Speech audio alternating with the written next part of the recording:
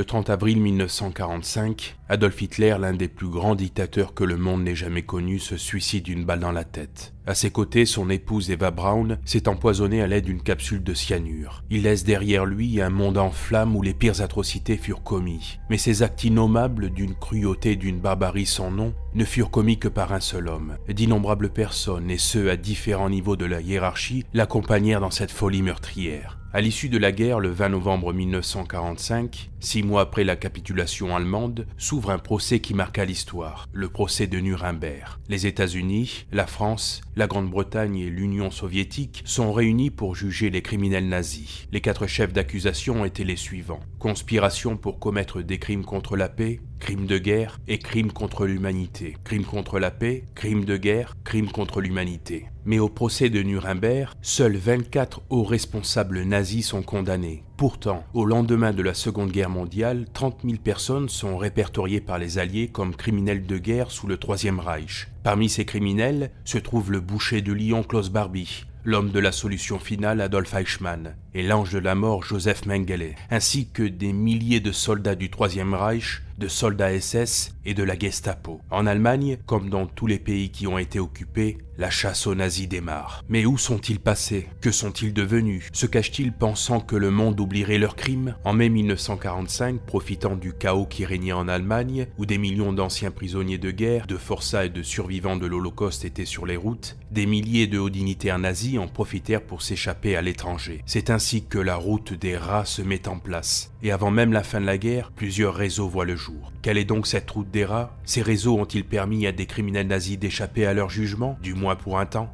Cette route des rats est un réseau d'exfiltration qui aurait permis à quelques 5000 criminels de fuir l'Europe à la fin de la Seconde Guerre mondiale. Ces filières conduisaient essentiellement en Amérique latine, notamment en Argentine, au Paraguay, au Brésil et au Chili, mais également au Moyen-Orient, principalement en Égypte et en Syrie. Mais il faut savoir qu'avant même la fin de la guerre, plusieurs réseaux voient le jour. La plupart débutent en Autriche ou en Italie. Et les criminels nazis peuvent compter sur un réseau de passeurs bien organisé via les Alpes autrichiennes jusqu'au Tyrol du Sud, puis dans la ville portuaire de Gênes et de là vers l'Amérique du Sud. Un télégramme diplomatique de l'ambassadeur de France en Suisse et chargé de l'Allemagne, en date du 17 avril 1945, atteste de la véracité de ces réseaux d'exfiltration. En effet, ce télégramme indique qu'il existe déjà des rumeurs sur les tentatives de fuite des dirigeants nazis en Allemagne du Sud, selon lesquelles de nombreux hydravions seraient prêts au départ et posés dans la région du lac de Constance. Il est indéniable que ces réseaux d'exfiltration appelés la route des rats ont bénéficié d'une aide et d'un soutien important. Sinon, un si grand nombre de criminels nazis n'auraient pas réussi à fuir. Des enquêtes ont démontré que ces criminels ont aussi bénéficié d'une aide logistique, puisque 2000 passeports et 8000 cartes d'identité vierges leur ont été fournis pour faciliter leur exfiltration.